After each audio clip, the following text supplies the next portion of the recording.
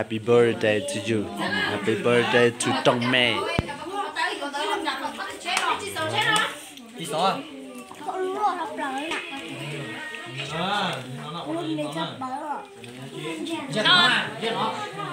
Ai, cái để ra hành đấy ô nó cứ đi hòn mà.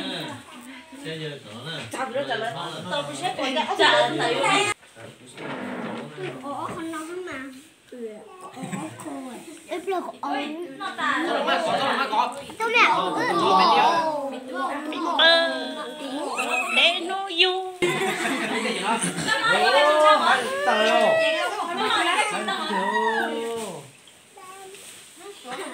Nó mà cháu con trứng có sát tiền từ xưa nó. Bây giờ nó đi xuống cho là đi có thể này nói à. Tua cho. Sao? Hay nuốt ít tiền rồi bán tiền nè. Ấy à luôn luôn à. Nó chết chết rồi. Nó chỉ chết rồi.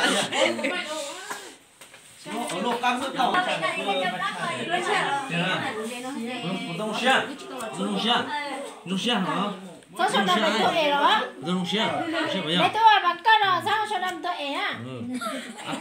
Ai luôn bên nó, à tôi luôn bên nó. Hai chục tiền. Tôi phải mà. Phải đó, sao mà gì của ta nó mà sao ta nè. Tua luôn. Rồi nó xin nó nó ok. Phải luôn. Happy birthday to you. Happy birthday to you. Happy birthday to you. Happy birthday to you. Happy birthday to you. Hello.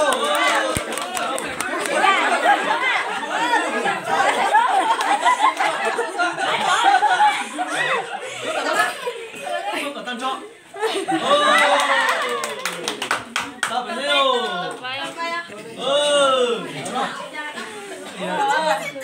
Mà mình cả sủng mạ ô cơ mà.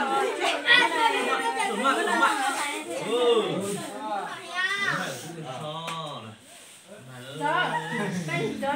Ủa nó Tông Mẹ lo đi ra tao nó ha. Bé lúc lớn chỉ thèm rồi, chỉ thèm cái kia rồi. Kiểu cái thóc cái kiểu hột chế. Con chó yên nó nè. Đây mà muốn chế cho chế nó lên thôi. Giờ bác có tâm trạng của Chế.